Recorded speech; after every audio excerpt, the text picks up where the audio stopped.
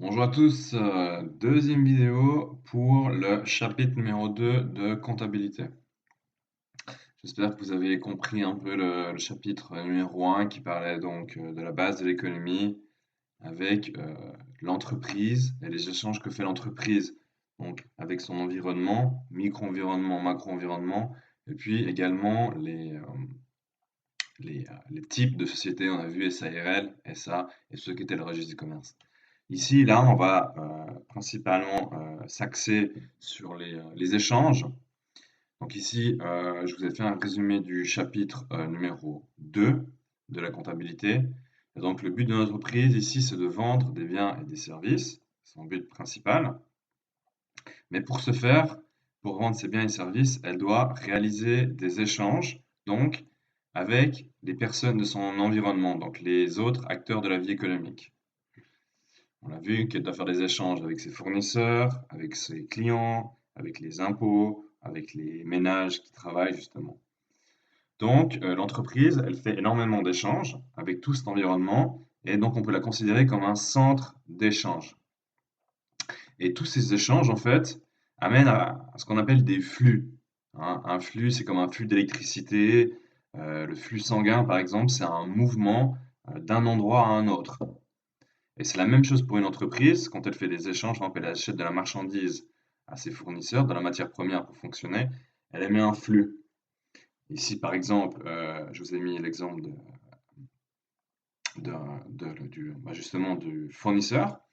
Il y a un flux réel, hein, parce qu'il y a deux types de flux. Il y a les flux réels et les flux monétaires. Le flux réel, c'est qu'elle reçoit la marchandise.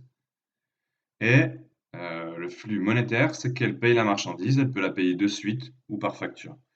Donc il y a deux types de flux. Flux réel, c'est les biens et les services, et les flux monétaires, c'est tout ce qui est lié à l'argent. C'est pas possible d'avoir un flux réel contre un autre flux réel, parce que dans ce cas-là, ça s'appelle du troc. Et on fait plus du troc à l'heure actuelle. Donc à chaque fois, quand il y a un échange de flux réel, de biens et de services, c'est toujours contre de l'argent. Flux réel et flux monétaire. Ensuite, qu'est-ce que c'est au comptant et à crédit? On dit que lorsque la livraison du bien, donc quand on vous livre un bien et que vous payez au même moment, d'accord? L'achat ou la vente, si vous vendez, vous êtes une entreprise, vous vendez votre bien, donc vous livrez le bien et vous recevez l'argent tout de suite, on dit que c'est au comptant. Pareil, si vous achetez quelque chose, si vous allez au marché par exemple, vous achetez des salades, on vous donne la salade et vous payez tout de suite, on dit que c'est au comptant. Tandis que si la livraison du bien et du service s'effectue pas au même moment, on parle ici d'achat ou de vente à crédit. C'est-à-dire que si par exemple on vous donne un service, si vous achetez quelque chose sur internet et vous recevez par exemple la facture plus tard, donc vous recevez la marchandise, le flux réel, et vous allez payer plus tard la facture, et là c'est le flux monétaire. Pareil c'est pour votre abonnement de facture de Swisscom par exemple, vous téléphonez et à la fin du mois, on vous envoie une facture pour vos consommations de téléphone. Dans ce cas-là, vous consommez tout de suite, on vous rend un service ici, flux réel, et à la fin du mois, vous payez votre facture, flux monétaire. Ça peut être pas pareil pour vos clients, c'est une entreprise, vous donc fournissez vos biens et vos services, vous faites des ventes, et ensuite vous envoyez la facture à vos clients. Dans ce cas-là, c'est une vente à crédit. Et en cas d'une vente à crédit, on dit que vous avez une créance, vous l'entreprise a une créance, et que la personne en face de vous, c'est votre créancier. Que vous, vous êtes pardon, en créancier, excusez-moi. Tandis que si vous achetez à crédit, l'acheteur a une dette, d'accord? Celui qui a une dette, il est le débiteur. Donc vos clients, par exemple, vous leur faites des ventes, vous leur envoyez des factures, et on dit qu'ils vous doivent de l'argent, donc ils ont une dette envers vous. Dans ce cas-là, vos clients sont vos débiteurs. Une personne qui vous a prêté de l'argent, elle s'appelle le créancier. Parce que ce monsieur a une créance envers vous, vous avez une dette envers lui, vous êtes le débiteur, et lui, il est le créancier. Ensuite, les flux d'entreprise. Donc une entreprise, on a vu que pour fonctionner, quand elle fonctionne ou quand elle va fonctionner, elle fait énormément de flux, comme on a vu avec son environnement. Ici, pour fonctionner, elle fait énormément d'échanges avec son environnement. Et le but de la comptabilité, ça va être ça va être de- d'enregistrer tous ces flux que ce soit des flux réels ou des flux monétaires. Et dans les différents types de flux, on a les flux de financement. Les flux de financement. Donc, les flux de financement, c'est pour financer sa création et son développement. L'entreprise a trouvé des capitaux, donc elle va trouver de l'argent. Et c'est comment elle va en fait se financer. Quand vous lancez votre entreprise, il faut vous financer, il faut trouver de l'argent. Donc, soit c'est le propriétaire qui apporte de l'argent. Donc, au tout début, si vous voulez vous lancer votre entreprise, vous apportez de l'argent. C'est ce qu'on appelle un flux de financement et plus précisément le capital. Ou alors, vous pouvez trouver de l'argent auprès des banques ou auprès de vos fournisseurs. Les fournisseurs vont fournir par exemple des matières premières, des biens, et ils vont vous envoyer une facture. C'est un mode de financement aussi. Donc, les flux de financement, c'est comment vous vous financez, comment vous trouvez de l'argent pour développer votre activité. Ensuite, ici, elle a donc trouvé de l'argent. Maintenant, ce qu'elle va faire avec cet argent, c'est qu'elle va l'investir. Elle va l'investir dans des équipements, des véhicules ou encore des machines. Et ça, c'est des biens qui vont lui permettre en fait de produire, de développer son activité, ici, de démarrer son activité. Grâce aux véhicules, vous allez pouvoir faire des livraisons, par exemple, des machines, fabriquer de la matière première. Donc, ça, c'est ce qu'on appelle les flux d'investissement. Elle a investi dans du matériel qui lui permet justement de démarrer son activité. Donc ici, vous trouvez l'argent. Dès que vous avez trouvé l'argent, vous le prenez et vous l'investissez. Donc, ici, avec ça, l'entreprise est prête à démarrer. Elle n'a pas forcément démarré, elle est prête à démarrer. Ensuite, là, elle va fonctionner. Donc là, celle-là, c'est lorsque l'entreprise fonctionne avec son activité, lorsqu'elle tourne.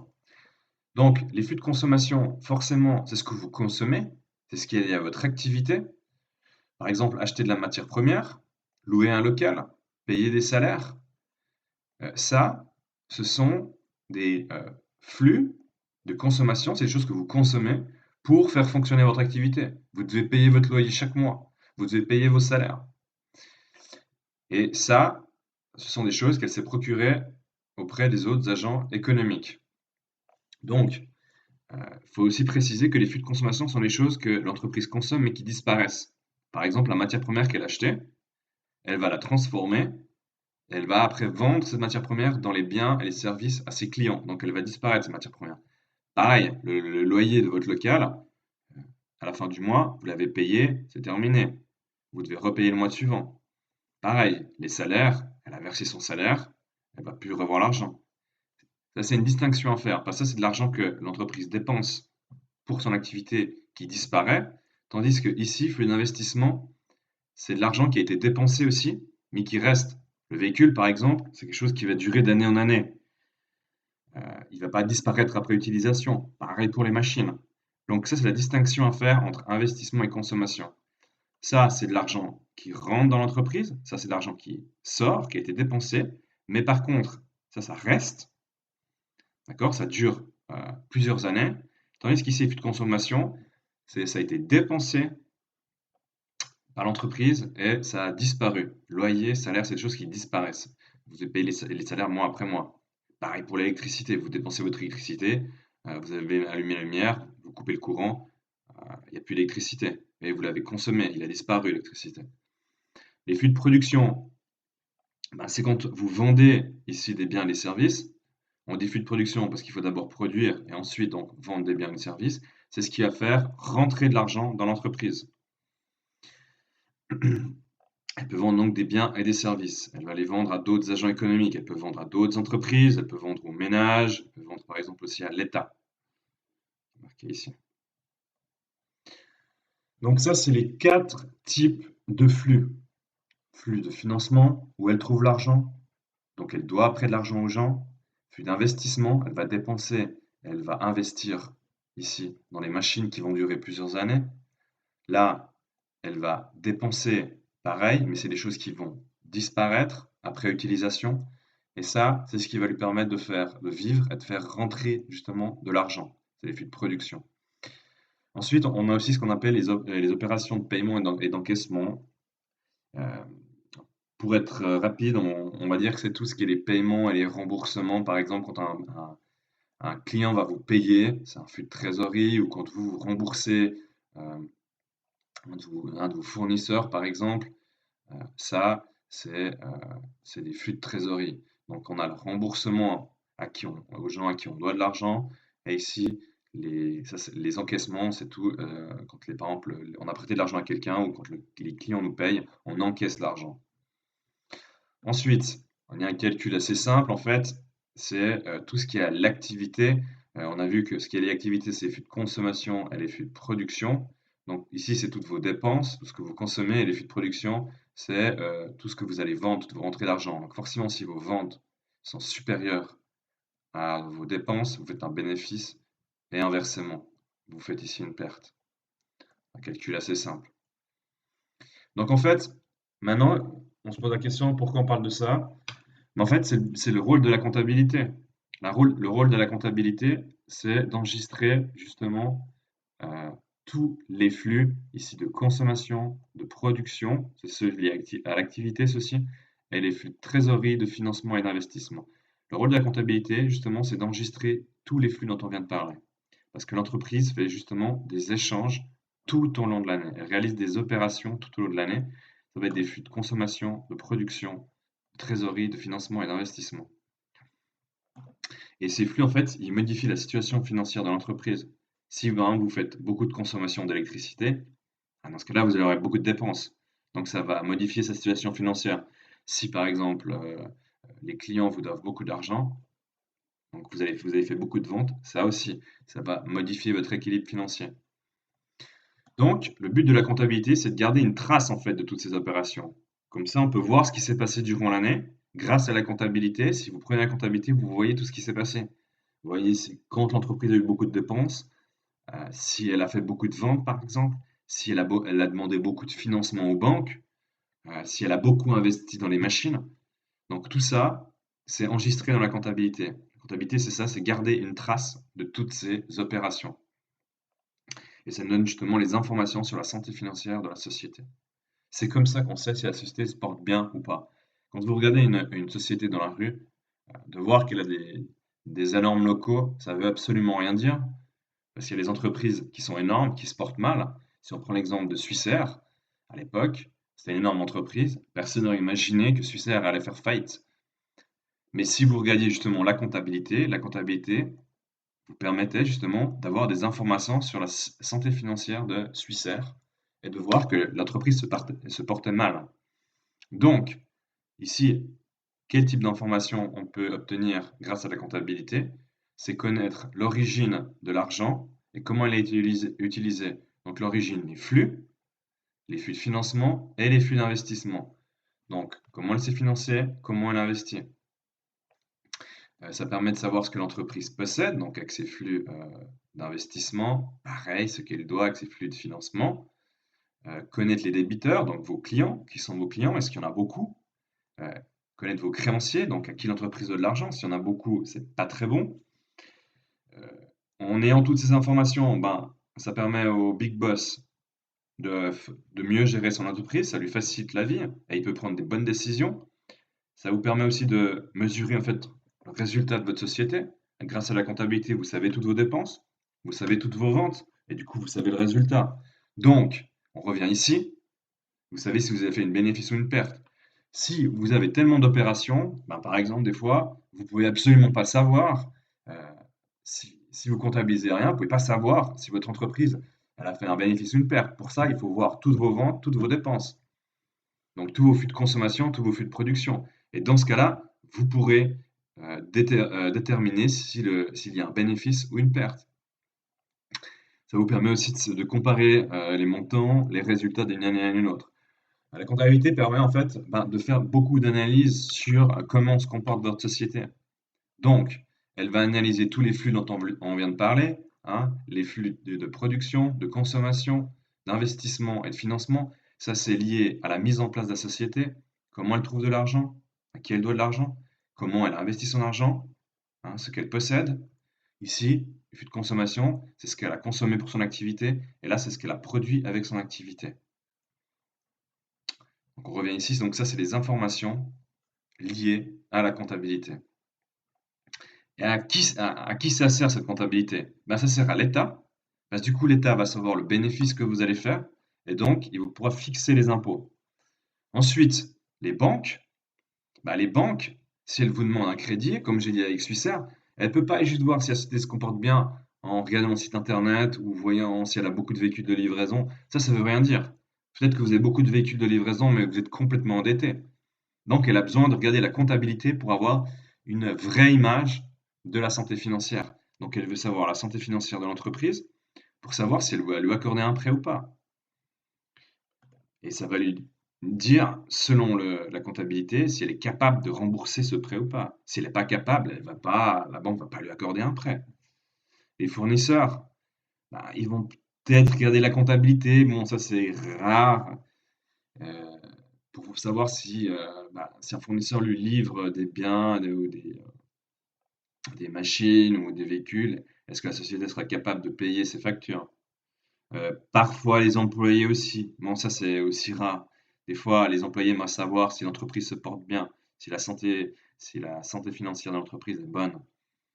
Mais ça sert aussi et surtout aux directeurs et aux gestionnaires de la société qui prennent en fait des bonnes décisions pour gérer l'entreprise, pour piloter l'entreprise. Par exemple, il se peut qu'il y ait trop de dépenses dans un département. Ils vont peut-être essayer de réduire les dépenses.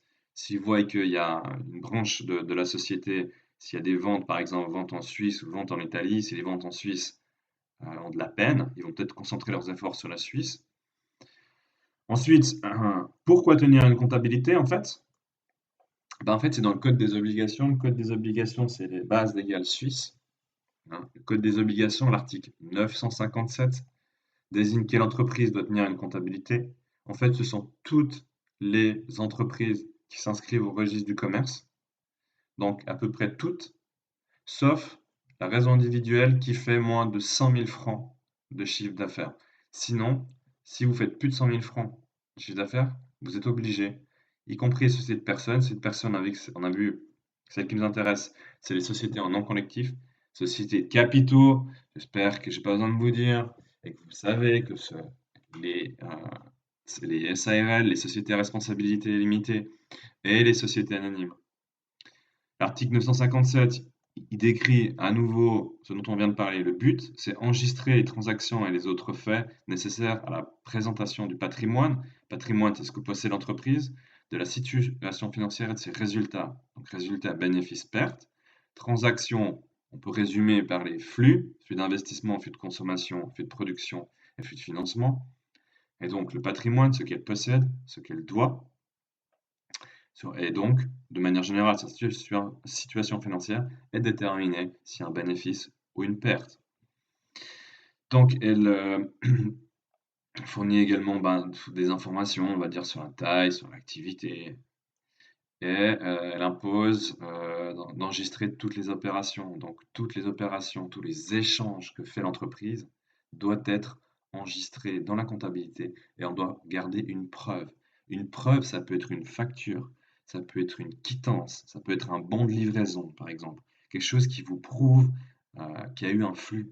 Si une entreprise vous livre une machine, vous devez signer comme quoi un récépissé de livraison, comme quoi vous avez reçu la marchandise. Vous allez recevoir une facture. Cette facture, il faudra la mettre dans la comptabilité.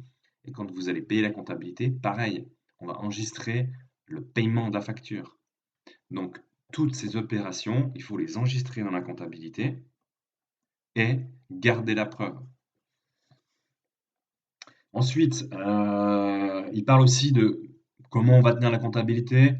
Normalement, c'est dans la monnaie nationale, chez nous en francs suisses, ou alors dans la monnaie dans laquelle la société a le plus d'activité. Ça peut être en dollars si l'entreprise a principalement ses activités aux États-Unis. Dans ce cas-là, on peut être une entreprise suisse très active sur le marché américain. Dans ce cas-là, on peut faire soit une comptabilité donc en francs suisses ou alors en dollars. Ça, c'est un impact parce que des fois, si on fait en dollars, on est dans la monnaie de l'activité. Si on la fait en francs suisses et que nos activités sont aux États-Unis, on est influencé par le taux de change euro-franc suisse. Et comme on l'avait vu ensemble en 2019, un petit doute là, en 2019. En 2019, on voit que les changes ont quand même un impact sur l'activité de la société. Ensuite, ben, tous les commentaires, la comptabilité, si vous mettez fournisseur, client, donc vous pouvez le mettre dans une langue nationale, donc en français, ou alors en anglais, c'est un peu la langue universelle. Donc, j'espère que vous avez compris ce chapitre 2. Et ce chapitre 2 résume en fait les échanges. Et ces échanges-là, il faut les enregistrer, il faut garder une preuve. Ici, on vous donne les règles.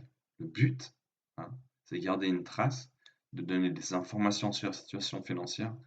Et ces échanges, ce sont des flux. D'accord? Les flux ici, les 4 types de flux qu'on a vus. Et j'espère que vous avez compris la différence au comptant et à crédit.